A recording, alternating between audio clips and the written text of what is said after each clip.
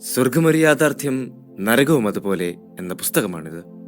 ദൈവം തിരഞ്ഞെടുത്ത വസൂല റീഡന്റെ അസാധാരണമായ ജീവിതാനുഭവങ്ങളിലൂടെയുള്ള ഈ യാത്രയിൽ നിങ്ങളും ചേരൂ. എപ്പിസോഡ് 16. ഇടുങ്ങിയ വഴി. സമാധാനത്തിനു വേണ്ടി പ്രവർത്തിക്കുമ്പോൾ നിങ്ങൾ പീഡിപ്പിക്കപ്പെടും.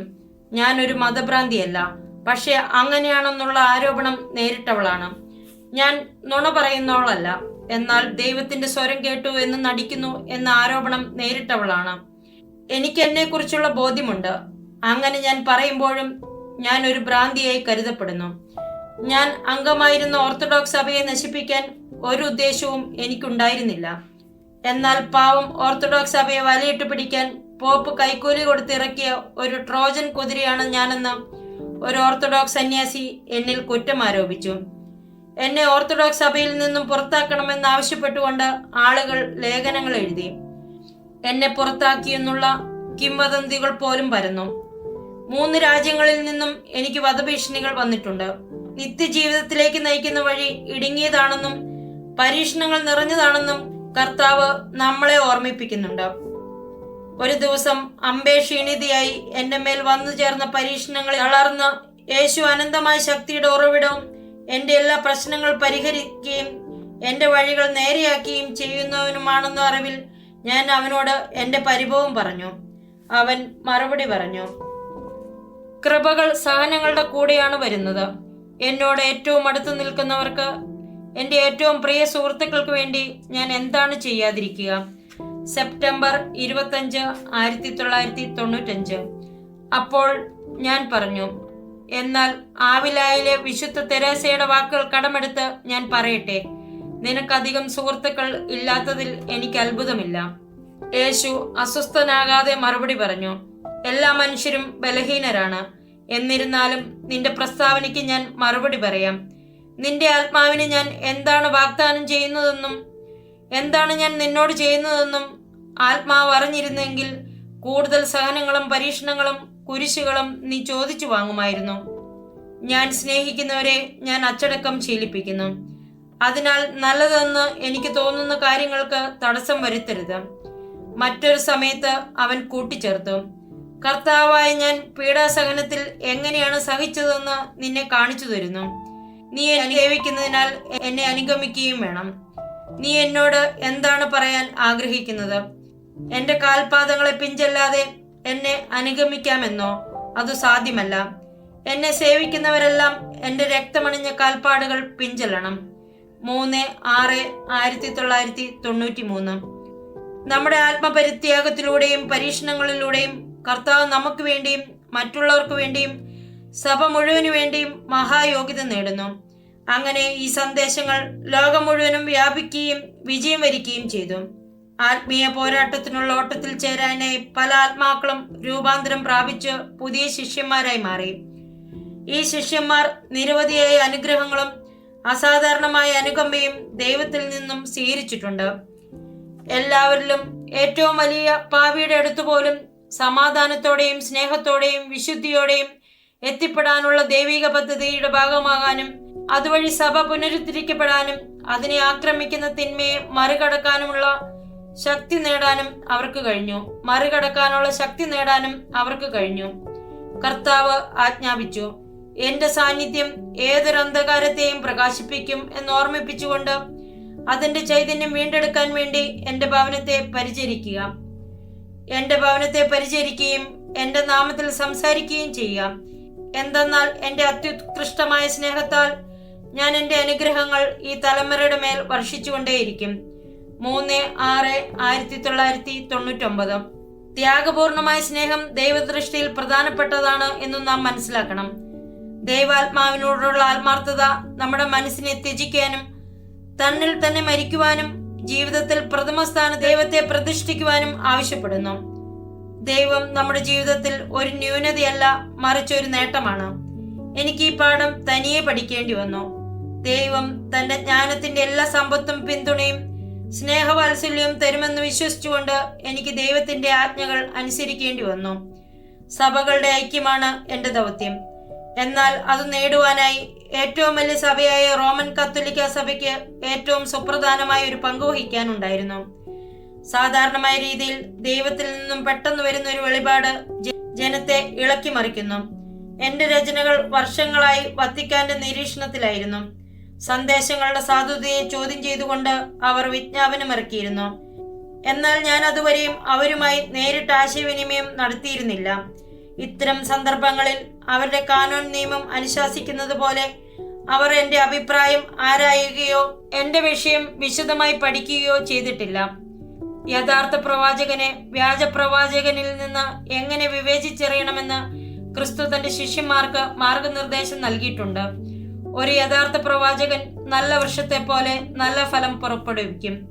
അതായത് അയാളുടെ സന്ദേശങ്ങളും ദൗത്യവും ദൈവജനത്തിന്റെ ആത്മീയ ജീവിതത്തിൽ ഫലദായകമായി സ്വാധീനം ചെലുത്തുകയും അവരെ ദൈവത്തിലേക്ക് അടുപ്പിക്കുകയും ചെയ്യും. ഒരുപക്ഷെ ഒരാളുടെ ദൗത്യം ഏതു ഫലം പുറപ്പെടുവിക്കും എന്നറിയാൻ വർഷങ്ങളോ ചിലപ്പോൾ ദശാബ്ദങ്ങളോ എടുത്തെന്നിരിക്കാം. എന്നാൽ ആത്യന്തികമായി അത് നല്ല ഫലമാണോ ചീത്ത ഫലമാണോ പുറപ്പെടുവിക്കുന്നത് എന്ന് വ്യക്തമാകും. അതുകൊണ്ട് തന്നെ എന്റേതുപോലുള്ള മിസ്റ്റിക്കൽ അനുഭവങ്ങളെ കുറിച്ചുള്ള വിധി പറയും മുമ്പ് സഭ വർഷങ്ങൾ നീണ്ടു നിൽക്കുന്ന അന്വേഷണം നടത്തും.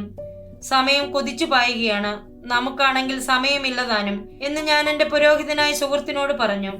ലോകം അതിന്റെ ആലസ്യത്തിൽ നിന്നും ഉണർന്ന് അനുദപിച്ചില്ലെങ്കിൽ ഉടൻ തന്നെയോ അല്പനേരം കഴിഞ്ഞോ ഭൂമിയിൽ നിന്നുള്ള എല്ലാ തിന്മയും നമ്മുടെ മേൽ പതിക്കും. വളരെ കുറച്ചാളുകൾ മാത്രമേ അത് ശ്രദ്ധിക്കുന്നുള്ളൂ. ദൈവം തന്റെ ശരീരമായ സഭ ഐക്യപ്പെടണമെന്ന് ആഗ്രഹിക്കുന്നു. സഭയ്ക്ക് ഭരണാധികാരികളെയല്ല, മറിച്ച് ആട്ടിൻകൂട്ടത്തെ പരിചരിക്കുന്ന ഇടയന്മാരെയാണ് ആവശ്യമെന്ന് ദൈവം പറഞ്ഞുകൊണ്ടേയിരിക്കുന്നു. പക്ഷേ ആരും അത് ശ്രദ്ധിക്കുന്നില്ല. ഇപ്പോൾ ഈ വിളംബരം കേൾക്കുന്നു. ഭൂമി ദൈവനീതിയെ വെല്ലുവിളിക്കുകയും ദൈവത്തെ പ്രകോപിപ്പിക്കുകയും ചെയ്യുന്നു. പ്രകൃതി പോലും നമുക്കെതിരെ മറുതലിക്കുകയും ചെയ്യുന്നു. 1996 ഏപ്രിൽ 15 ദൈവം തന്ന സന്ദേശത്തിന്റെ ഒരു ഭാഗമെടുത്ത് അദ്ദേഹത്തിന് വായിച്ചു കൊടുത്തു. കർത്താവ് പറയുന്നു, ഞാൻ ഇത്രയും കാലം നിശബ്ദനായിരിക്കുകയും മിഴികൾ പൂട്ടിയിരിക്കുകയുമായിരുന്നു. എന്റെ കരങ്ങൾ ഈ തലമുറയുടെ മേൽ പതിക്കുന്നതിൽ നിന്നും നിരവധി തവണ ഞാൻ പിൻവാങ്ങി. അഗ്നിശുദ്ധി നടത്താനുള്ള എന്റെ തീരുമാനത്തിൽ നിന്നും ഞാൻ നിരവധി തവണ പിൻവാങ്ങി. ഉടൻ തന്നെ ഇങ്ങനെ പറയുന്ന എന്റെ സ്വരം നിങ്ങൾ കേൾക്കും: മതിയായി, ആവശ്യത്തിലധികമായി.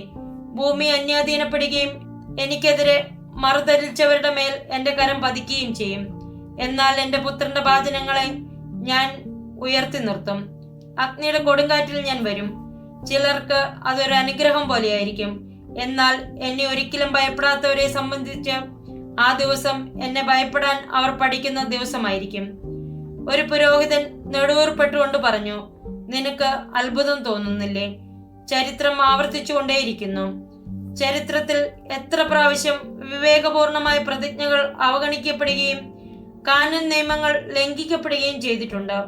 ഈ രീതിയിൽ പ്രവർത്തിക്കുന്ന സംഘടനയുടെ ധാർഷ്ട്യം അതിന്റെ ശക്തിയല്ല, മറിച്ച് ദൗർബല്യമാണ് കാണിക്കുന്നത്. എന്നാൽ അവന്റെ പ്രവാചകന്റെ സ്വഭാവത്തിൽ സഭയുടേത് പോലെ തന്നെ വഴങ്ങാതിരിക്കാനുള്ള ത്രാണി, അതും എല്ലാറ്റിനുമെതിരെ ഏകനായി മനുഷ്യരെ ചെറുക്കാനുള്ള ശക്തി നൽകുന്നത് ദൈവമാണ് എന്നതിന് സാക്ഷ്യമായി പ്രകടമാക്കുന്നു.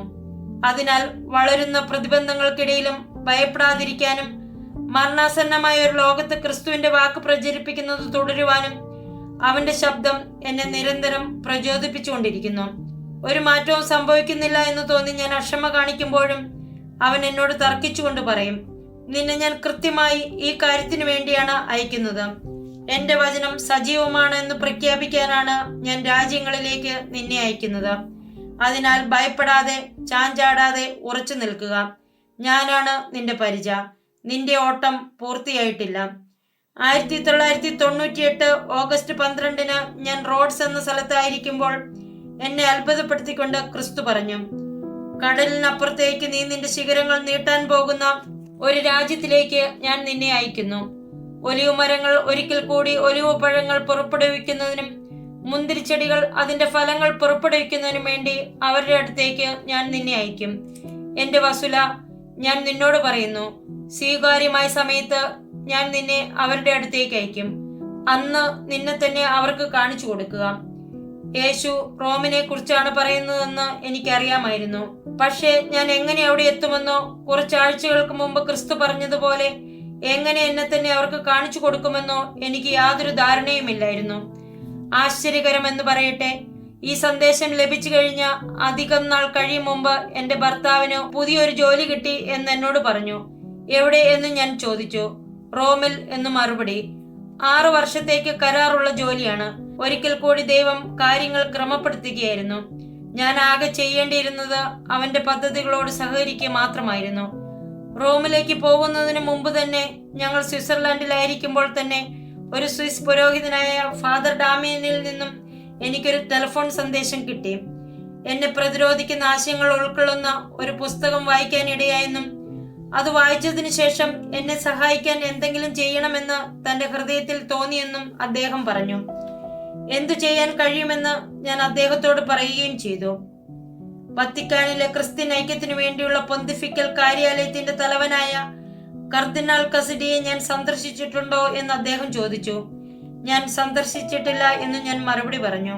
അദ്ദേഹം എന്റെ കൃതികളോട് അനുകൂലമായി നിലപാടുള്ള ആളല്ലെന്ന് തോന്നുന്നു. അപ്പോൾ പുരോഹിതൻ പറഞ്ഞു, അദ്ദേഹം എന്റെ ഒരു നല്ല സുഹൃത്താണ്. ഞാൻ അവസരമൊരുക്കിയാൽ അദ്ദേഹത്തെ കാണാൻ നിങ്ങൾ തയ്യാറാണോ? ഞാൻ പറഞ്ഞു, തീർച്ചയായും, അദ്ദേഹം എന്നെ കാണാൻ തയ്യാറാണെങ്കിൽ. അധികം താമസിയാതെ തന്നെ ഫാദർ ഡാമിയൻ റോമിലേക്ക് പോയി.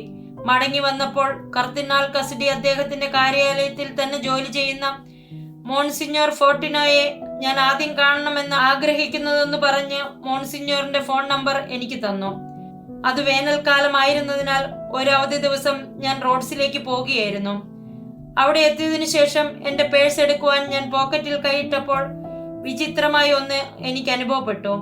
ഞാൻ കൈ പുറത്തെടുത്തപ്പോൾ എന്റെ കൈ കനം കുറഞ്ഞ ചുവന്ന കളറിലുള്ള മണൽത്തരി കൊണ്ട് മൂടിയിരിക്കുന്നതായി കണ്ടു. ഞാൻ എന്റെ പേഴ്സ് പരിശോധിച്ചപ്പോൾ അത്ഭുതപ്പെട്ടുപോയി. അതിൽ നിറയെ കൊക്കൂൺ പോലെയുള്ള നിരവധി ചെറിയ പുഴുക്കൂടുകൾ. അതിൽ ചിലത് നശിച്ചു പോയിരുന്നു. കൂടാതെ 100 കണക്കിന് ചത്ത ചെറിയ കറുത്ത ചിലന്തികൾ.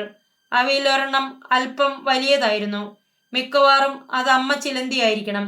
ഇത് സാത്താന്റെ പ്രകടനമാണെന്ന് എനിക്ക് പെട്ടെന്ന് മനസ്സിലായി. എന്റെ പേഴ്സ് സ്വിറ്റ്സർലാൻഡിൽ നിന്നും പുറപ്പെട്ട് റോഡ്സിലെത്തുന്നതുവരെ എന്റെ കയ്യിൽ തന്നെയായിരുന്നു. എന്റെ പേഴ്സിൽ പുഴുക്കൂടുകൾ നിക്ഷേപിക്കാൻ ആർക്കും സാധ്യമല്ല എന്ന് എനിക്ക് ഉറപ്പായിരുന്നു.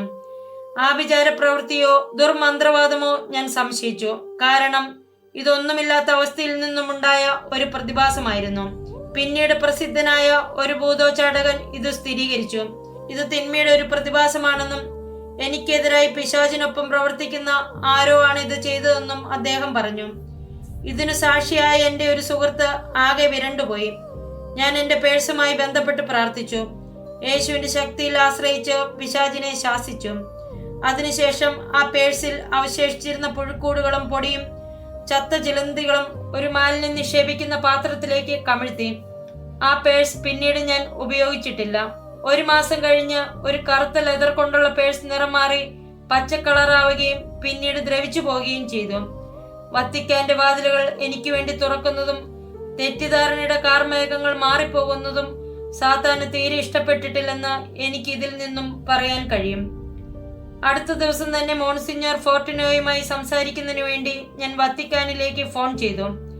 ഞങ്ങളുടെ സംഭാഷണം എങ്ങനെയായി തീരുമെന്ന് എനിക്ക് ആകാംക്ഷയുണ്ടായിരുന്നു. എന്റെ ഫോൺ മോൺസിഞ്ഞോർ ഫോർട്ടിനോ തന്നെയാണ് എടുത്തത്. ഞാൻ എന്നെ തന്നെ പരിചയപ്പെടുത്തിയതിനു ശേഷം എന്നോട് അദ്ദേഹത്തെ വിളിക്കുവാൻ പറഞ്ഞിരുന്നതായി ഞാൻ പറഞ്ഞു. അത്ഭുതമെന്ന് പറയട്ടെ, അദ്ദേഹം ബൾഗോറിയക്കാരനായിരുന്നുവെങ്കിലും എന്നോട് ഗ്രീക്ക് ഭാഷയിലാണ് സംസാരിച്ചത്. ഞാൻ റോമിലെത്തുമ്പോൾ തമ്മിൽ കാണുവാനും സംസാരിക്കുവാനും വേണ്ടി ഒരു തീയതി പറഞ്ഞുറപ്പിച്ചു. എന്റെ ഇടുങ്ങിയ വഴികൾ ക്രിസ്തു ആയാസരഹിതമാക്കിയാണെന്ന് കരുതി. ദൈവത്തിന് തന്റേതായ സമയവും കാര്യപരിപാടികളുമുണ്ട്. റോമിലെത്തി കൃത്യം 1 ആഴ്ച കഴിഞ്ഞപ്പോൾ മോൺസിഞ്ഞോർ ഫോർട്ടിനോയുടെ വത്തിക്കാനിലുള്ള ഓഫീസിനടുത്തെത്തി എന്റെ കാർ നിർത്തി. അദ്ദേഹത്തിന്റെ ഓഫീസ് ഒരു പഴയ കെട്ടിടത്തിലായിരുന്നു. പുരാതനമായി വത്തിക്കാൻ ശൈലിയിൽ പണി കഴിപ്പിച്ച ആ കെട്ടിടം സെന്റ് പീറ്റേഴ്സ് ബസിലിക്കയിൽ നിന്നും കുറച്ചു ദൂരം മാത്രം മാറിയാണ് സ്ഥിതി ചെയ്തിരുന്നത്. ഓഫീസിന്റെ വാതിൽ കാവൽക്കാരനായ മനുഷ്യനോട് ഞാൻ എന്റെ കൂടിക്കാഴ്ചയ്ക്കുള്ള വിശദാംശങ്ങൾ പറഞ്ഞു. അദ്ദേഹം തടി കൊണ്ടുള്ള ഒരു പഴയ ലിഫ്റ്റ് എനിക്ക് കാണിച്ചു തരികയും ഞാൻ അതിൽ കയറി 2ാം നിലയിൽ എത്തുകയും ചെയ്തു. അവിടെ യൂണിറ്റി ഓഫീസിന്റെ മുമ്പിലെത്തി ഞാൻ വീണ്ടും ഡോർബെൽ അടിച്ചു. ഇത്തവണ മറ്റൊരു വാതിൽ കാവൽക്കാരൻ വന്ന് എന്നെ അകത്തേക്ക് ക്ഷണിക്കുകയും ഒരു ചെറിയ വിശ്രമ മുറിയിൽ കാത്തിരിക്കാൻ പറയുകയും ചെയ്തു. ഉടൻ തന്നെ ഹൃദ്യമായ ഒരു പുഞ്ചിരിയോടെ മോൺസിഞ്ഞോർ ഫോർട്ടിനോ കടന്നു വന്നു. അദ്ദേഹം ഉയരം കുറഞ്ഞയാളും ദൃഢഗാത്രനുമായിരുന്നു. കൂടിക്കാഴ്ചയ്ക്കുള്ള മുറിയിലേക്ക് അദ്ദേഹം എന്നെ കൂട്ടിക്കൊണ്ടു പോകുമ്പോൾ ഇടനാഴിയിലുള്ള ഓരോ രൂപങ്ങളും എനിക്ക് ചൂണ്ടിക്കാണിച്ചു തന്നുകൊണ്ട് അതിന്റെ ലഘുചരിത്രമെല്ലാം എനിക്ക് വിവരിച്ചു തന്നു. അവിടെ ഔദ്യോഗിക ചർച്ചകൾക്കായി വത്തിക്കാൻ ഉപയോഗിക്കുന്ന ദീർഘചതുരത്തിലുള്ള ഒരു വലിയ മേശയുടെ വശങ്ങളിലായി ഞങ്ങൾ ഇരുന്നു. മോൺസിഞ്ഞോർ ഫോർട്ടിനോ വിനയവും സൗഹൃദ സ്വഭാവവും ഉള്ളവനും കാര്യങ്ങൾക്ക് സമീപിക്കാൻ കൊള്ളുന്നതുമായ ഒരു നല്ല വ്യക്തിയാണ് എന്നറിയപ്പെട്ടിരുന്നു. വളരെ പെട്ടെന്ന് തന്നെ നമ്മെ ആകാംക്ഷരഹിതരായി ഇരിക്കാൻ പ്രേരിപ്പിക്കുന്ന തരം ഒരു വ്യക്തിത്വം.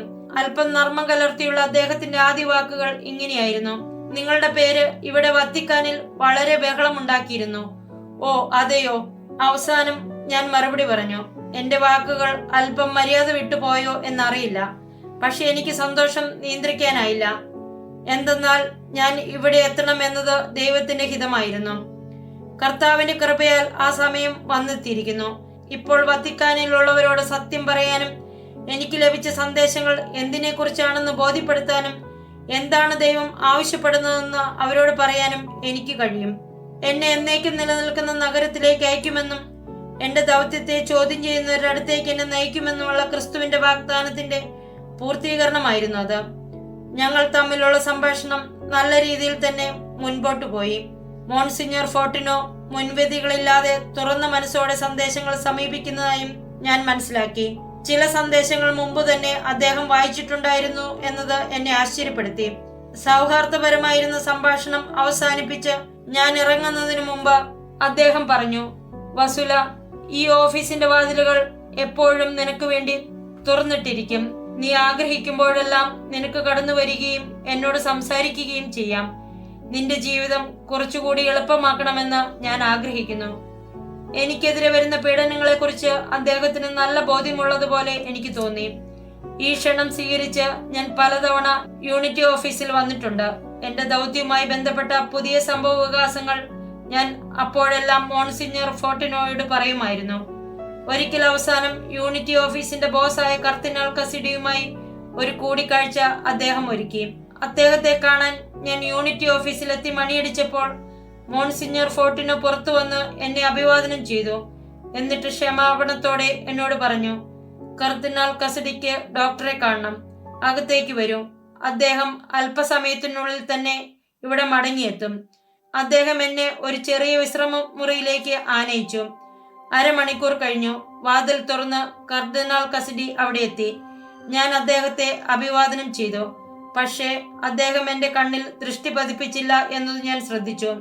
ഞാൻ വ്യക്തമായി എന്നെ പരിചയപ്പെടുത്താൻ ശ്രമിച്ചപ്പോൾ എന്നെ തടസ്സപ്പെടുത്തിക്കൊണ്ട് അദ്ദേഹം പറഞ്ഞു: വസ്തുതകളിലേക്ക് കടക്കൂ, എനിക്ക് തീരെ സമയമില്ല. ഞാൻ മറുപടി പറഞ്ഞു: എനിക്ക് താങ്കളെ കാണേണ്ടി വന്നത് താങ്കളുടെ ജനമായ കത്തോലിക്കരുമായി ഇടപെടേണ്ടി വരുന്നതുകൊണ്ടാണ്. ഞാൻ ഈ വാക്കുകൾ പറഞ്ഞത് അദ്ദേഹം എന്റെ മുഖത്തേക്ക് നോക്കുന്നതിന് വേണ്ടിയായിരുന്നു. അദ്ദേഹം അങ്ങനെ ചെയ്യുകയും ചെയ്തു. ഞാൻ തുടർന്ന് പറഞ്ഞു: എന്റെ വിളിയെക്കുറിച്ച് താങ്കളോട് പറയുവാൻ ഞാൻ സന്തോഷവതിയാണ്. എന്നിട്ട് ഞാൻ എന്റെ ദൗത്യത്തെക്കുറിച്ച് പറഞ്ഞു. ക്രിസ്തീയ സഭകളെല്ലാം ചേർന്നുള്ള തീർത്ഥാടനത്തെക്കുറിച്ചും വ്യത്യസ്തമായ സഭകളിൽ നിന്നുള്ള പുരോഹിതർ ഒത്തുചേർന്ന് പരസ്പരം ക്ഷമാപണം നടത്തുന്നതിനെക്കുറിച്ചും ഒരൾത്താരയ്ക്ക് ചുറ്റും കൂടി നിന്ന് പ്രാർത്ഥിക്കുന്നതിനെ കുറിച്ചും ഞാൻ അദ്ദേഹത്തോട് പറഞ്ഞു. പെട്ടെന്ന് ക്ഷുഭിതനായി മാറി അദ്ദേഹം പറഞ്ഞു: ഇത്തരം പ്രകടനങ്ങൾ മൂലം ഐക്യത്തിനു വേണ്ടി ഞങ്ങൾ ഉണ്ടാക്കിയ പുരോഗതിയെ നിങ്ങൾ വ്രണപ്പെടുത്തുകയാണ്. ഞാൻ ഞെട്ടിപ്പോയി. ശബ്ദമുയർത്തി ഞാൻ പറഞ്ഞു: ഐക്യത്തിനു വേണ്ടിയുള്ള നിങ്ങളുടെ ലക്ഷ്യം എന്താണ്? അത് അനുരഞ്ജനപ്പെടലും ഒരു അൾത്താരയ്ക്ക് ചുറ്റുമുള്ള പങ്കുവയ്ക്കലുമല്ലേ? അതെ, പക്ഷേ ഇതുവരെയില്ല, ഇങ്ങനെയുമല്ല, അദ്ദേഹം മറുപടി പറഞ്ഞു. ഞാൻ ഇങ്ങനെ പറഞ്ഞു: സ്നേഹമുണ്ടെങ്കിൽ ഐക്യം വളരെ എളുപ്പമാണ്. അദ്ദേഹം എഴുന്നേറ്റ് നിന്ന് ഇങ്ങനെ പറഞ്ഞു: എനിക്കിപ്പോൾ പോകണം. ഞാൻ ശാന്തമായി പറഞ്ഞു: അടുത്ത തവണ സഭകളുടെ ഐക്യത്തെക്കുറിച്ചുള്ള കൂടിക്കാഴ്ച താങ്കളുടെ ഓഫീസിൽ നടക്കുമ്പോൾ എനിക്കും അതിൽ പങ്കെടുക്കണം എന്നുണ്ട്. ഇത്ര ദൂരവ്യാപകമായ ഫലങ്ങൾ ഉണ്ടാകുമെന്ന് അറിഞ്ഞുകൊണ്ട് തന്നെയാണ് ഞാൻ പറഞ്ഞത്. അദ്ദേഹം ഇങ്ങനെ മറുപടി നൽകിക്കൊണ്ട് മുറിയിൽ നിന്നും പോയി. നിങ്ങൾ മോൺസിഞ്ഞോർ ഫോർട്ടിനോയുമായി സമ്പർക്കം പുലർത്തുക. അയാൾ നിങ്ങൾക്ക് വേണ്ടി നല്ലവണ്ണം വാദിക്കുന്നുണ്ട്. ഞാൻ എന്റെ ഭവനത്തിൽ മടങ്ങിയെത്തിയതിനു ശേഷം ഐക്യത്തിനു വേണ്ടിയുള്ള ക്രിസ്തുവിന്റെ ആഹ്വാനം ഉൾക്കൊള്ളാൻ എനിക്ക് ലഭിച്ച സന്ദേശങ്ങളിൽ നിന്നും ഒരു ഖണ്ഡിക കൂടി ഉൾപ്പെടുത്തി ഒരു കത്തെഴുതി. കർദിനാൾ എന്നെ സ്വീകരിച്ച രീതിയിൽ വളരെ നിരാശയാണെന്നും ഞാൻ അദ്ദേഹത്തിന് എഴുതി. ഇതിനിടയ്ക്ക് എന്താണ് സംഭവിച്ചതെന്നറിയാൻ മോൺസിഞ്ഞോർ ഫോർട്ടിനോ വളരെ താല്പര്യപ്പെട്ടിരിക്കുകയായിരുന്നു. അദ്ദേഹം എന്നെ വിളിച്ചു. ഞാൻ മീറ്റിംഗിന്റെ വിശദാംശങ്ങൾ പറഞ്ഞപ്പോൾ അദ്ദേഹം തീർത്തും നിരാശനായി ഇങ്ങനെ പറഞ്ഞു: അദ്ദേഹം നിങ്ങളെക്കുറിച്ചുള്ള പ്രതികൂലമായ റിപ്പോർട്ടുകളാൽ സ്വാധീനിക്കപ്പെട്ടിരിക്കാം. വിഷമിക്കേണ്ട, ഞാൻ അദ്ദേഹത്തോട് സംസാരിക്കാം. ഒരാഴ്ച കഴിഞ്ഞ് മോൺസിഞ്ഞോർ ഫോർട്ടിനോ എന്നെ വിളിച്ചു പറഞ്ഞു: വസുല, ഇപ്പോൾ എല്ലാം കലങ്ങി തെളിഞ്ഞിരിക്കുന്നു. കർദിനാൾ കസിഡി നിങ്ങളെ എപ്പോൾ വേണമെങ്കിലും കാണാൻ തയ്യാറാണ്. അല്പനാളുകൾക്ക് ശേഷം ഗ്രീക്ക് ഓർത്തഡോക്സ് സഭയിലെ ഒരു സന്യാസാധിപൻ എന്നെ സന്ദർശിച്ചപ്പോൾ കർദിനാൾ കസിഡിയെയും കാണാൻ ആഗ്രഹിച്ചു. ഞാൻ യൂണിറ്റി ഓഫീസിൽ വിളിക്കുകയും അദ്ദേഹത്തെ അവിടെ എത്തിക്കാൻ വേണ്ട ഏർപ്പാടുകൾ ചെയ്യുകയും ചെയ്തു. ഇത്തവണ ഞാൻ കർദിനാളിനെ കണ്ടപ്പോൾ അദ്ദേഹം വളരെ സ്നേഹസമ്പന്നനായി കാണപ്പെട്ടു. ഇപ്പോൾ അദ്ദേഹത്തിന് എന്നെക്കുറിച്ച് ഒരു പുതിയ അഭിപ്രായമുള്ളതുപോലെ തോന്നി. അവരുടെ കൂടിക്കാഴ്ചയിൽ ചേരാൻ ക്ഷണിച്ചുവെങ്കിലും അതെനിക്കുള്ളതല്ലെന്ന് പറഞ്ഞ് ഞാൻ പിൻവാങ്ങി മറ്റൊരു മുറിയിൽ കാത്തിരുന്നു. അവരൊരുമിച്ച് ഒരു ഫോട്ടോയ്ക്ക് നിന്നപ്പോൾ ഞാൻ അതിൽ നിന്നും മാറി നിന്നു. എന്റെ കാര്യങ്ങൾക്കായി ഞാൻ ആ ചിത്രം ഉപയോഗിക്കും എന്ന് കർദിനാൾ കരുതരുത് എന്ന് ഞാൻ വിചാരിച്ചു. പിരിയുമ്പോൾ ഞങ്ങൾ നല്ല സൗഹൃദത്തിലായിരുന്നു. കർദിനാൾ കസീഡിയുമായുള്ള പരിചയത്തിൽ ഞാൻ വളരെ സന്തുഷ്ടിയായിരുന്നു. ബംഗ്ലാദേശിൽ വെച്ച് എന്റെ മാലാക എന്നെ വിളിച്ച നാൾ മുതൽ ഇതുവരെയുള്ള കാര്യങ്ങൾ ഞാൻ ഓർത്തെടുത്തു. അത് ദുർഘടം പിടിച്ച ഇടുങ്ങിയ വഴിയായിരുന്നു. പക്ഷേ എന്റെ കരം പിടിച്ച് എന്റെ അടുത്തായി ക്രിസ്തു ഉണ്ടായിരുന്നതിനാൽ ഞാൻ ഭയപ്പെട്ടില്ല. ആ ഇടുങ്ങിയ വഴിയിലൂടെ യാത്ര ചെയ്യുമ്പോൾ കർത്താവ് ഒത്തിരി വിജയങ്ങൾ നേടി. നിരവധി ആളുകളുടെ ഹൃദയപരിവർത്തനം നടന്നു. നിരവധി ആത്മാക്കളെ നേടി. ഇപ്പോൾ തന്റെ ഐക്യത്തിനുള്ള സന്ദേശങ്ങൾ ഐക്യത്തിനു വേണ്ടി പ്രവർത്തിക്കുന്ന സഭയുടെ ഓഫീസിലെ അധികാരികളിൽ എത്തിക്കാനുള്ള ക്രമീകരണം ദൈവം ചെയ്തു. എനിക്ക് വളരെ സന്തോഷം തോന്നി. പക്ഷേ എന്റെ സന്തോഷം വളരെ നീണ്ടു നിന്നില്ല. എന്റെ ദൗത്യം ഓരോ അടി മുന്നോട്ട് നീങ്ങുമ്പോഴും പുതിയ പരീക്ഷണങ്ങൾ എന്നെ തേടിയെത്തി. ഈ വത്തിക്കാൻ ബന്ധങ്ങൾ ശരിയായി വന്നപ്പോൾ തന്നെ എന്റെ വ്യക്തിപരമായ പ്രശ്നങ്ങൾ ഉടലെടുത്തു. എന്റെ കസിന്റെ മകൻ ആഫ്രിക്കൻ മരുഭൂമിയിലൂടെ മോട്ടോർ ബൈക്കിൽ സഫാരി യാത്ര നടത്തുന്നതിനിടയിൽ പെട്ടെന്ന് മരണപ്പെട്ടു. എന്റെ അമ്മയുടെ കാഴ്ച നഷ്ടപ്പെട്ടു. അമ്മ വീൽ ചെയറിലായി. അമ്മയെ നഴ്സിംഗ് ഹോമിലാക്കേണ്ടി വന്നു. അന്നു തൊട്ട് എനിക്ക് റോമിൽ നിന്നും മാസത്തിലൊരിക്കൽ അമ്മയോടൊപ്പം സമയം ചിലവഴിക്കാൻ സ്വിറ്റ്സർലൻഡിലേക്ക് പോകേണ്ടി വന്നു. ആ സമയത്തു തന്നെ എന്റെ മുതിർന്ന സഹോദരിയും ഭർത്താവും അർബുദം ബാധിച്ച് വളരെ മോശമായ അവസ്ഥയിലെത്തി. ഡോക്ടർമാർ അവളുടെ ശരീരത്തിൽ ഓപ്പറേഷൻ ചെയ്ത് ആമാശയം നീക്കം ചെയ്തു. അതിനുശേഷം കീമോതെറാപ്പി ചികിത്സ നടത്തിയെങ്കിലും ആരോഗ്യം ക്ഷയിച്ച് 4 വർഷങ്ങൾക്ക് ശേഷം 3 ദിവസത്തെ വ്യത്യാസത്തിൽ സഹോദരിയും ഭർത്താവും മരണമടഞ്ഞു. ഈ വിധത്തിലുള്ള അവരുടെ സഹനം എന്നെ തകർത്തു കളഞ്ഞു. അമ്മയുടെ രോഗാവസ്ഥ മൂലം ഈ കാര്യങ്ങൾ കൂടുതൽ വേദനിപ്പിക്കുമെന്ന് കരുതി ഞാൻ അമ്മയോട് പറഞ്ഞില്ല. ഈ സമയത്ത് തന്നെ എന്റെ മുതിർന്ന മകന് പനി ബാധിച്ച് അവന്റെ വിവാഹം കഴിഞ്ഞ് 2 ദിവസം മാത്രം കഴിഞ്ഞപ്പോൾ ഹോഡ്ജ്കിൻ ഡിസീസ് എന്ന അർബുദം ബാധിച്ചതായി കണ്ടെത്തി. അവനും കീമോതെറാപ്പി നൽകേണ്ടി വന്നു. വേദനാജനകമായ ഒരു ചികിത്സയായിരുന്നു അത്. വേദന കൊണ്ട് ചിലപ്പോൾ അവൻ ഒരു കുഞ്ഞിനെ പോലെ കരയുമായിരുന്നു. അവന് വേദന സംഹാരികൾ വേണ്ടി വന്നിരുന്നു. ഒരിക്കൽ വിഷാദത്തോടെ കണ്ണു നിറഞ്ഞ് എന്നെ വിളിച്ചു. വിഷമത്തോടെ എന്നോട് പറഞ്ഞു: ഞാൻ നിന്റെ മകനാണ്. നീ ദൈവത്തിനു വേണ്ടി ഇങ്ങനെ കഠിനമായി അധ്വാനിക്കുമ്പോൾ ദൈവം ഇത് എനിക്ക് എന്തിന് അനുവദിച്ചു? അത് കേട്ടപ്പോൾ എന്റെ ഉള്ളം തകർന്നുപോയി. ദൈവത്തിൽ തുടർന്നും വിശ്വസിക്കുക മാത്രമായിരുന്നു എനിക്ക് ചെയ്യാനാകുക. അനുദിനം ഞാൻ എന്റെ മകനു വേണ്ടി പ്രാർത്ഥിക്കുകയും അടുത്തതായി എന്തു സംഭവിക്കുമെന്ന് നോക്കി കാത്തിരിക്കുകയും ചെയ്തു. കർത്താവ് അവനെ എന്നിൽ നിന്നും എടുക്കുമോ? ആ കുരിശ് സ്വീകരിക്കാൻ ദൈവം എന്നോട് ആവശ്യപ്പെടുമോ? കർത്താവ് എനിക്ക് ഉത്തരം തന്നില്ല. എന്നാൽ പിന്നീട് ഒരിക്കൽ എന്റെ മകനുമായി ഞാൻ ഫോണിൽ സംസാരിച്ചു കൊണ്ടിരുന്നപ്പോൾ ഒരമ്മ ഏറ്റവും പ്രതീക്ഷയോടെ കാത്തിരുന്ന ആ വാക്കുകൾ ഞാൻ കേട്ടു. ദൈവം എന്റെ ചെവിയിൽ മന്ത്രിച്ചു: നിന്റെ മകൻ പരിപൂർണ ആരോഗ്യം വീണ്ടെടുക്കും. ഞാൻ ആഹ്ലാദ തിമിർപ്പിലായി. തന്റെ മകൻ ഉയർത്തെഴുന്നേൽക്കുമെന്നറിഞ്ഞ പരിശുദ്ധ കന്യാമറിയത്തെ പോലെ കർത്താവ് വാക്കുപാലിച്ചു. മകൻ സുഖപ്പെട്ടു. ഏതാനും മാസം കഴിഞ്ഞ് സ്വിറ്റ്സർലൻഡിൽ താമസിക്കുന്ന എന്റെ ഇളയ സഹോദരി ഹെലൻ എന്നെ വിളിച്ച് ഇപ്രകാരം പറഞ്ഞു: നമ്മുടെ അമ്മ ഭക്ഷണം കഴിക്കുകയോ ഒന്നും കുടിക്കുകയോ ചെയ്യുന്നില്ല. അവൾ മരണാസന്നയാണെന്ന് തോന്നുന്നു. ഞാൻ പെട്ടെന്ന് തന്നെ റോമിൽ നിന്നും സ്വിറ്റ്സർലൻഡിലേക്ക് പുറപ്പെട്ടു. ഞാൻ എത്തിയപ്പോൾ അമ്മ ആകെ ശോഷിച്ച് കണ്ണുകൾ അടഞ്ഞ അവസ്ഥയിലായിരുന്നു. ഞാൻ സംസാരിച്ചുവെങ്കിലും അമ്മ എന്നെ തിരിച്ചറിയുകയോ മറുപടി പറയുകയോ ചെയ്തില്ല. അമ്മ എന്നിൽ നിന്നും സഹോദരിയിൽ നിന്നും തീർത്തും വേർപെട്ട നിലയിലായിരുന്നു. കുറച്ചു ദിവസങ്ങൾ അമ്മയോടൊപ്പം ചിലവഴിച്ചതിന് ശേഷം എൻ്റെ ദൗത്യവുമായി ബന്ധപ്പെട്ട് മാസങ്ങൾക്ക് മുമ്പ് തീരുമാനിച്ചിരുന്ന ഒരു യാത്രയ്ക്കായി എനിക്ക് ഇന്ത്യയിലേക്ക് പോകേണ്ടിയിരുന്നു. അമ്മയുടെ മുറി വിട്ട് പുറത്തേക്ക് ഇറങ്ങുന്ന നിമിഷം എനിക്ക് ജീവിതത്തിൽ ഏറ്റവും ദുഃഖകരവും വേദനാജനകവുമായ സമയമായിരുന്നു. ദുഃഖാർത്തമായ ഹൃദയവുമായി ഞാൻ അമ്മയെ നോക്കി. വീണ്ടും അമ്മയെ കാണുമോ എന്നുറപ്പില്ലാതെ ഞാൻ സാവധാനം ഇടനാഴിയിലേക്ക് നടന്നു നീങ്ങി. ഹൃദയഭാരം നിമിത്തം ഒരു തുള്ളി കണ്ണുനീർ പോലും വന്നില്ലെങ്കിലും എൻ്റെ ശരീരം മുഴുവൻ വേദനിക്കുകയായിരുന്നു. ഒന്നും ആലോചിക്കാനോ മുന്നിലുള്ളത് കാണാനോ പറ്റാത്ത അവസ്ഥ.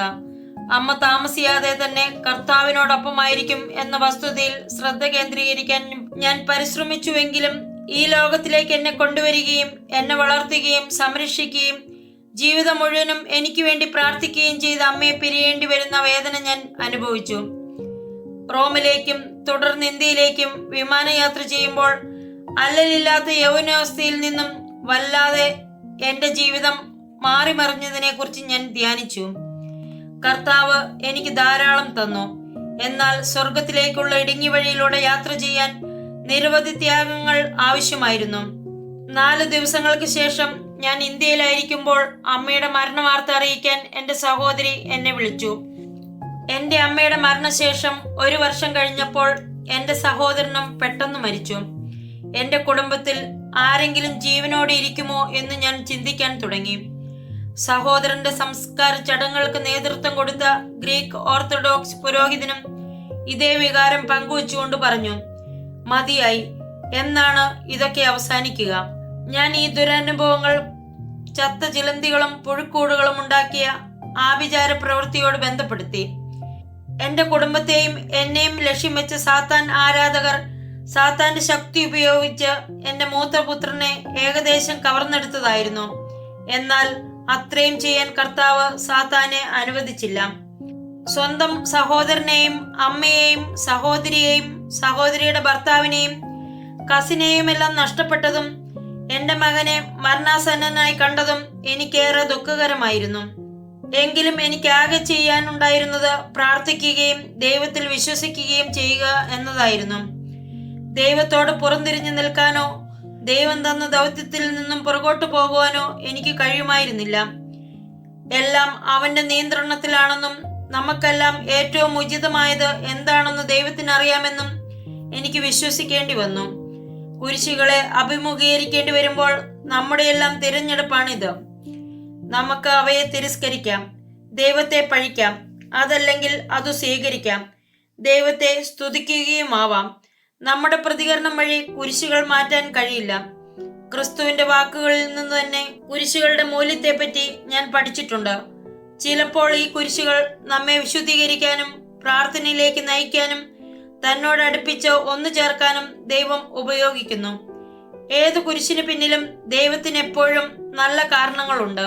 കുടുംബത്തിനുള്ളിലെ പരീക്ഷണങ്ങൾക്കൊപ്പം തന്നെ പുറത്തുനിന്നും പരീക്ഷണങ്ങൾ വർദ്ധിച്ചു വന്നു.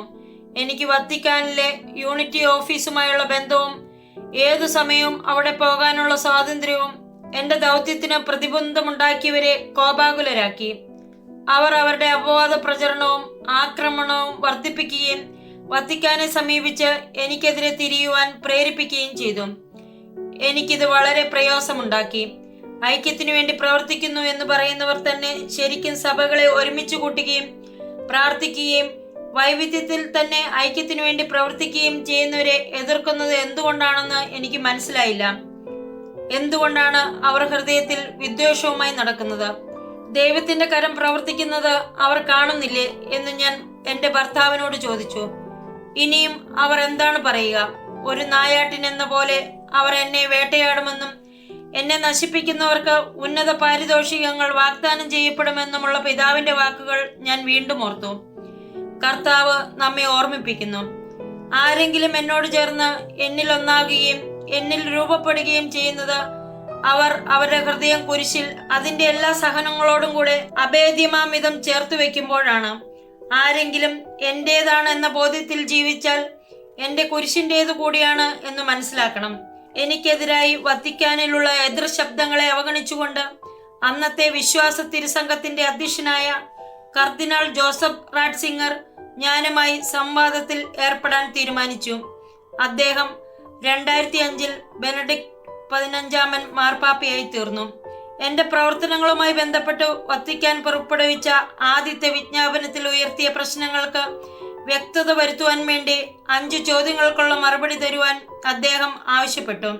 ഈ ചോദ്യങ്ങൾക്ക് ഉത്തരം നൽകിയാൽ വത്തിക്കാൻ ആ വിജ്ഞാപനത്തിൽ മാറ്റം വരുത്തുകയോ അത് അസാധുവാക്കുകയോ ചെയ്യാമെന്നായിരുന്നു എന്റെ പ്രതീക്ഷ. കർദിനാളിന്റെ ചോദ്യങ്ങൾക്ക് മറുപടി നൽകി കഴിഞ്ഞപ്പോൾ അദ്ദേഹം സന്തുഷ്ടനായെന്ന് ഞാൻ അറിഞ്ഞു. എന്റെ പ്രവർത്തനങ്ങളെക്കുറിച്ചുള്ള അന്വേഷണങ്ങൾ എന്തായെന്ന് ആരാഞ്ഞപ്പോൾ എല്ലാം അനുകൂലമാണെന്നുള്ള മറുപടിയും എനിക്ക് ലഭിച്ചു. ഈ സദ്വാർത്ത അറിഞ്ഞ ഞാൻ കർദിനാൾ റാറ്റ്സിംഗറുമായി സ്വകാര്യ സംഭാഷണത്തിന് അനുമതി നേടി. വിജ്ഞാപനവുമായി ബന്ധപ്പെട്ട 5 ചോദ്യങ്ങൾക്ക് തൃപ്തികരമായ ഉത്തരം നൽകിയാൽ മാത്രമേ അതിന് അനുമതി നൽകൂ എന്ന് അദ്ദേഹം മുൻപൊരിക്കൽ പറഞ്ഞിരുന്നു.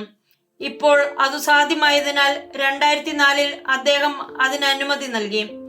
ഞാൻ അതിനായി എത്തിയപ്പോൾ വളരെ വിശിഷ്ടമായ സ്വീകരണ മുറിയിലേക്ക് എന്നെ ആനയിച്ചുകൊണ്ട് അദ്ദേഹം ഫ്രഞ്ച് ഭാഷയിൽ ഒടുവിൽ ഇവിടെ എത്തി എന്ന അർത്ഥത്തിൽ പറഞ്ഞു. എന്നെ സംബന്ധിച്ചിടത്തോളം അതിന് വലിയ അർത്ഥമുണ്ടായിരുന്നു. ഇപ്പോൾ സംഭവിക്കുന്നതെല്ലാം യേശുക്രിസ്തുവിന്റെ ശക്തിയും അധികാരവും വെളിപ്പെടുത്തുന്നു എന്ന് ചിന്തിച്ചുകൊണ്ട് ഞാൻ ദൈവത്തെ സ്തുതിച്ചു. ഒരിക്കൽ ദൈവം എന്നെ വത്തിക്കാന്റെ ഹൃദയത്തിലേക്ക് നയിക്കുമെന്നും സഭയുമായി ബന്ധപ്പെട്ട കാര്യങ്ങൾ ഭാവിയിലെ പോപ്പുമായി ഞാൻ സംസാരിക്കുമെന്നും എനിക്ക് സങ്കല്പിക്കാനേ കഴിയുമായിരുന്നില്ല. ഞാനും കർദിനാൾ റാറ്റ്സിംഗറുമായി സംസാരിച്ചു കൊണ്ടിരുന്നപ്പോൾ അദ്ദേഹത്തിന്റെ ലാളിത്യവും വിനയവും എന്നിൽ മതിപ്പുളവാക്കി. ഞങ്ങളുടെ സംഭാഷണത്തിനിടയ്ക്ക് 2 പ്രാവശ്യം അദ്ദേഹം ഇങ്ങനെ പറഞ്ഞു: സഭയ്ക്ക് ചിലപ്പോൾ തെറ്റുകൾ സംഭവിക്കാറുണ്ട്, പക്ഷേ അപ്പോഴെല്ലാം ഞങ്ങൾ ദൈവത്തോട് മാപ്പ് അപേക്ഷിക്കാറുണ്ട്. എനിക്ക് ലഭിച്ച സന്ദേശങ്ങൾ അടങ്ങിയ ദൈവത്തിലുള്ള യഥാർത്ഥ ജീവിതം എന്ന പുസ്തകം അദ്ദേഹത്തിന് നൽകിയ ശേഷം അതിന്റെ പുതിയ പതിപ്പിൽ അദ്ദേഹം ആവശ്യപ്പെട്ടതുപോലെ കർദിനാളിന്റെ 5 ചോദ്യങ്ങളും അതിന്റെ ഉത്തരങ്ങളും ഉൾക്കൊള്ളിച്ചിരിക്കുന്നത് ഞാൻ കാണിച്ചു കൊടുത്തു. അദ്ദേഹം പറഞ്ഞു, നല്ലത്, എല്ലാവരും സത്യം അതിന്റെ വെളിച്ചത്തിൽ കണ്ടെത്താൻ ഈ സംവാദവും വായിക്കണം. കർദിനാൾ റാറ്റ്സിംഗറുമായുള്ള കൂടിക്കാഴ്ചയ്ക്ക് ശേഷം എന്റെ വിമർശകരിൽ കുറെ പേർ നിശബ്ദരാകുകയും കുറച്ചു സമയത്തേക്ക് മറയുകയും ചെയ്തു. അവരാരും അവരുടെ തെറ്റ് അംഗീകരിക്കുകയോ എനിക്ക് അനുകൂലമായ ഫലം വന്നപ്പോൾ സന്തോഷിക്കുകയോ ചെയ്തില്ല. അതിനു വിരുദ്ധമായി അവർ പറയുന്നത് കേട്ടു: ഇത് വിശ്വാസത്യാഗമാണ്. അതിന്റെ അർത്ഥം വത്തിക്കാൻ വിശ്വാസത്യാഗം ചെയ്തു എന്നാണ്.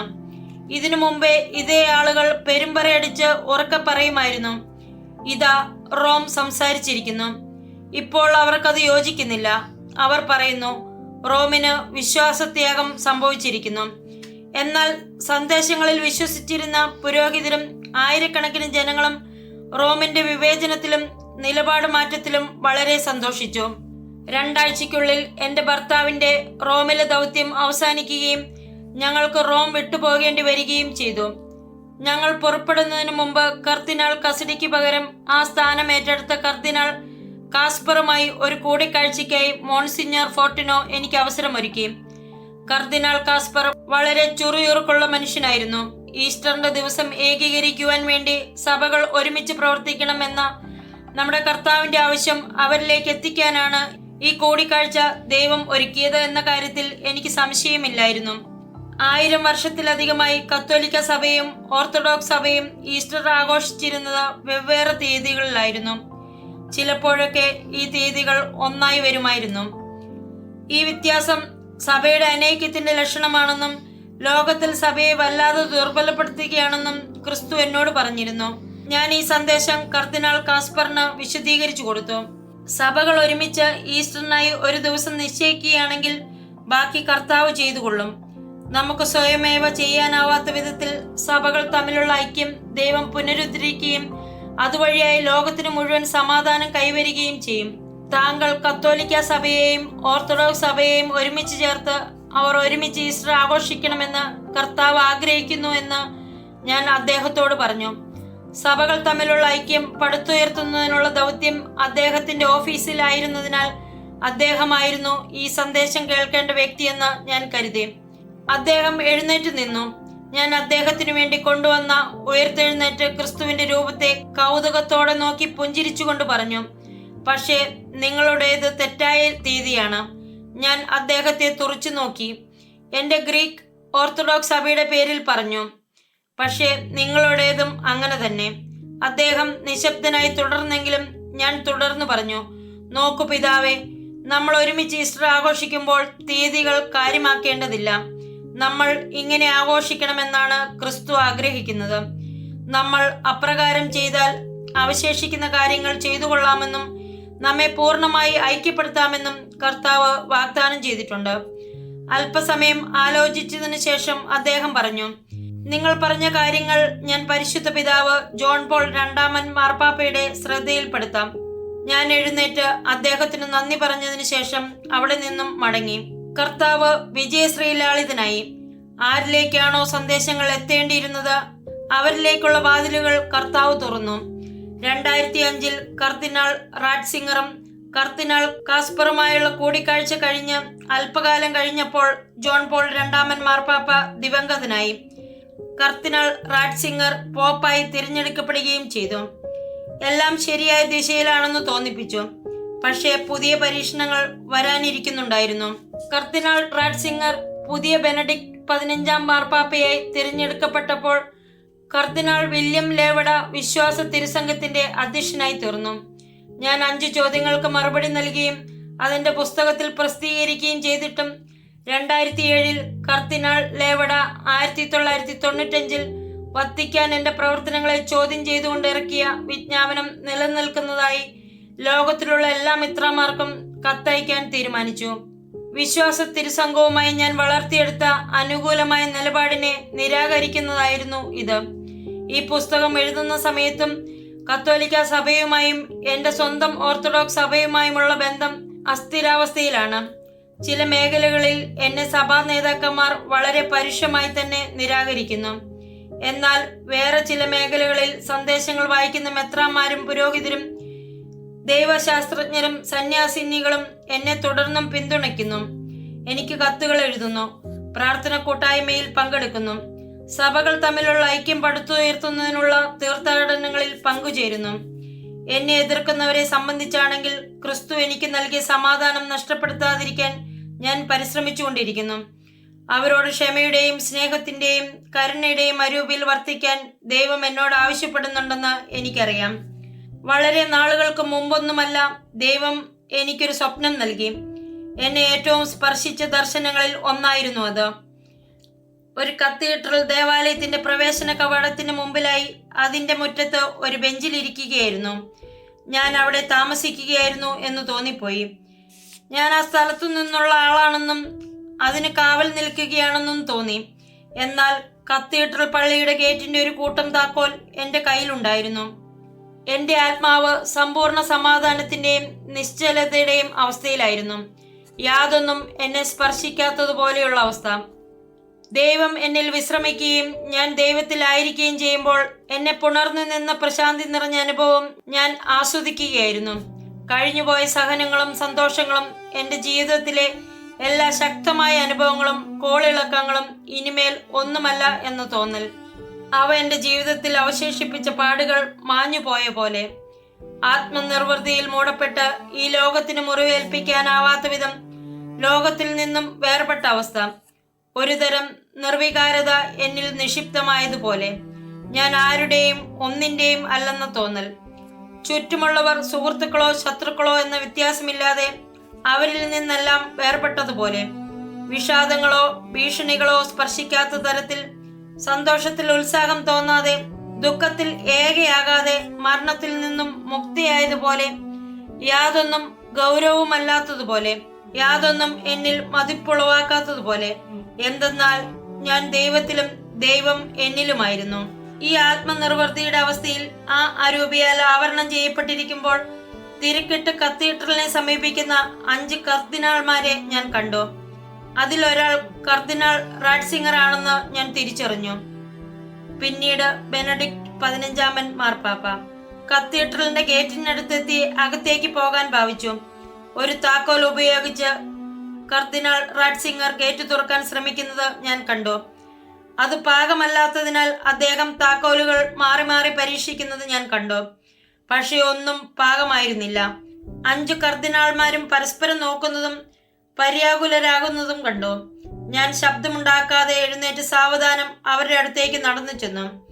അവരുടെ മുഖത്തേക്ക് നോക്കാതെ, എന്നാൽ അവർ എന്നെ നിരീക്ഷിക്കുന്നത് അറിഞ്ഞു തന്നെയായിരുന്നു ഞാൻ ചെന്നത്. ഞാൻ അവിടെ എന്തു ചെയ്യുകയാണ് എന്ന് അവർ അത്ഭുതപ്പെടുകയായിരുന്നു. എന്റെ കയ്യിലുണ്ടായിരുന്ന താക്കോൽ പഴുതിലിട്ട് ബുദ്ധിമുട്ട് കൂടാതെ ഞാൻ ഗേറ്റ് തുറന്നു. ഐക്യത്തിലേക്ക് നയിക്കുന്ന ക്രിസ്തുവിന്റെ സന്ദേശം സഭാ നേതൃത്വം ശ്രവിക്കുന്നില്ല എന്ന് ഈ ദർശനത്തിൽ നിന്നും എനിക്ക് മനസ്സിലായി.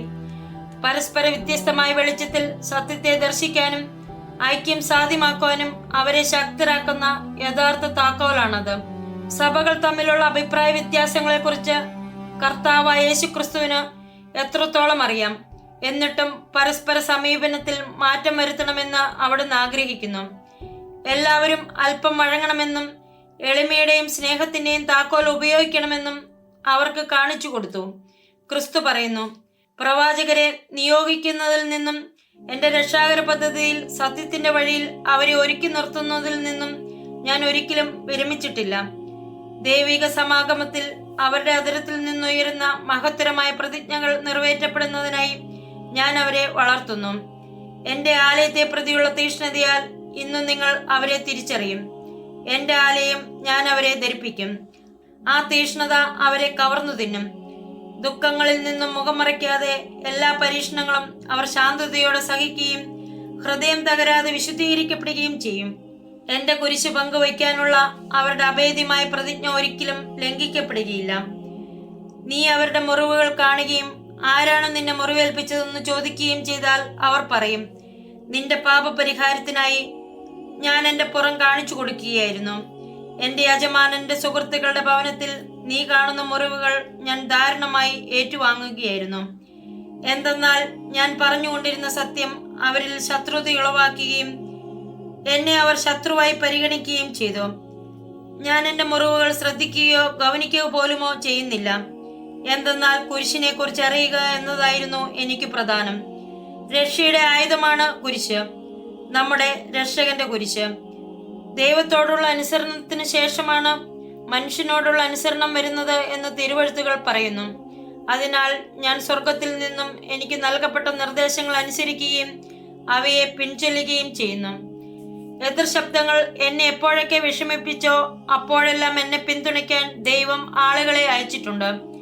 ലോകമെമ്പാടും എന്റെ ദൗത്യവുമായി ബന്ധപ്പെട്ട യാത്രകൾക്ക് ശേഷം മിക്കവാറും അവശയായും പരിക്ഷീണതയായുമാണ് ഞാൻ എന്റെ ഭവനത്തിൽ മടങ്ങിയെത്തുക.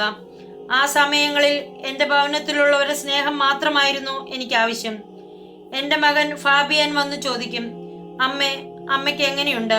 അമ്മ വല്ലാതെ ക്ഷീണിതയായി കാണപ്പെടുന്നുവല്ലോ. എനിക്ക് കുഴപ്പമൊന്നുമില്ല, ഞാൻ മറുപടി പറയും. വിശ്വാസം വരാതെ അവൻ ഇങ്ങനെ പറയും, അടുത്ത 3 ദിവസത്തേക്ക് അടുക്കളയിൽ പാചകവും വൃത്തിയാക്കലുമെല്ലാം ഞാൻ ചെയ്തു കൊള്ളാം. ഇനി അമ്മയ്ക്ക് എന്താണ് വേണ്ടത്?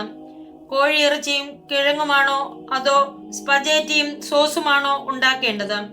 ഞാൻ അതിലൊരെണ്ണം തിരഞ്ഞെടുക്കും. അവൻ എന്നെ അടുക്കളയിൽ കയറാനോ എന്റെ കപ്പ് അടുക്കളയിൽ കൊണ്ടുവയ്ക്കാനോ അനുവദിക്കുകയില്ല. അവനപ്പോൾ 13 വയസ്സായിരുന്നു പ്രായം. അവനും ഒരു അപ്പസ്തോലനായി തീരുവാൻ വളരുകയായിരുന്നു. എനിക്ക് ലഭിച്ച സന്ദേശങ്ങളിൽ അവൻ അറിയാവുന്നവ അവൻ അടുത്ത സുഹൃത്തുക്കളുമായി പങ്കുവച്ചിരുന്നു. യൗവനത്തിലെത്തിയ അവർ അതിനെക്കുറിച്ച് നിരവധി ചോദ്യങ്ങൾ ചോദിക്കുമായിരുന്നു. എനിക്കാണെങ്കിൽ അതിനൊക്കെ മറുപടി പറയാൻ വലിയ ഇഷ്ടവുമായിരുന്നു. ഒരിക്കലും ഉത്സാഹം നഷ്ടപ്പെടരുത് എന്നു ഞാൻ എന്നെ തന്നെയും മറ്റുള്ളവരെയും ഓർമ്മപ്പെടുത്തുവാൻ ശ്രമിച്ചു. എന്തെന്നാൽ തുരങ്കത്തിന്റെ ഒരറ്റത്ത് തീർച്ചയായും വെളിച്ചമുണ്ടാകും. തളർന്നു പോകാതെ അധ്വാനിക്കുക. ഒരിക്കലും പ്രതീക്ഷ കൈവിടരുത്. രക്ഷകന്റെ ഉടുപ്പിന്റെ കയ്യിൽ നിന്നും പിടിവിട്ടു പോകരുത്. അവനെ മുറുകെ പിടിക്കുക. വിശ്വസിക്കുന്നവർക്ക് ദുഃഖവെള്ളിയാഴ്ചയ്ക്ക് ശേഷം ഈസ്റ്റർ ഉണ്ട്. അത് നിശ്ചയമാണ്. അത് നമ്മോടുള്ള ദൈവത്തിന്റെ വാഗ്ദാനമാണ്. ദൈവം എല്ലായ്പ്പോഴും തന്റെ വാഗ്ദാനം പാലിക്കുന്നു. ഞാൻ നിന്നെയും നിന്നിലൂടെ നിരവധി ആളുകളെയും എന്റെ വിരുന്നിന് ക്ഷണിച്ചു. ഐക്യത്തിനു വേണ്ടിയുള്ള എന്റെ കുരിശിന് പിന്താങ്ങുന്ന സ്തൂപമേ, എന്റെ മഹത്വത്തെക്കുറിച്ചുള്ള വിജ്ഞാനത്തിന്റെ വെളിച്ചം പരത്തുക. ഈ അന്ധകാരത്തിൽ എന്റെ ദയാവായ്പിന്റെ വെളിച്ചം പരത്തുക.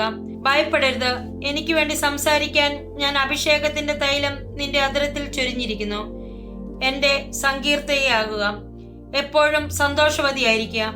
ലോകം മുഴുവൻ ചുറ്റി സഞ്ചരിച്ച് എൻ്റെ സ്നേഹമേ, നീ എല്ലായ്പ്പോഴും കാര്യമാത്ര പ്രസക്തമായി സംസാരിക്കുക. എൻ്റെ സുഭാഷിതങ്ങൾ ചുരുങ്ങിയ വാക്കുകളിൽ ഏറ്റുപറയുക. ഞാൻ നൽകിയ രത്നങ്ങൾ കൊണ്ട് ഓരോ ഹൃദയവും അലങ്കരിക്കുക. എൻ്റെ സംഭാഷണം അതിൽ തന്നെ മാധുര്യമുള്ളതാണെന്ന് എല്ലാവരും അറിയട്ടെ. ഞാൻ നിന്റെ കൂടെയുണ്ട്. ദൈവത്തിലൂടെ മാത്രമേ നമുക്ക് സമാധാനപൂർണമായ ഒരു ലോകം സൃഷ്ടിക്കാൻ കഴിയുകയുള്ളൂ.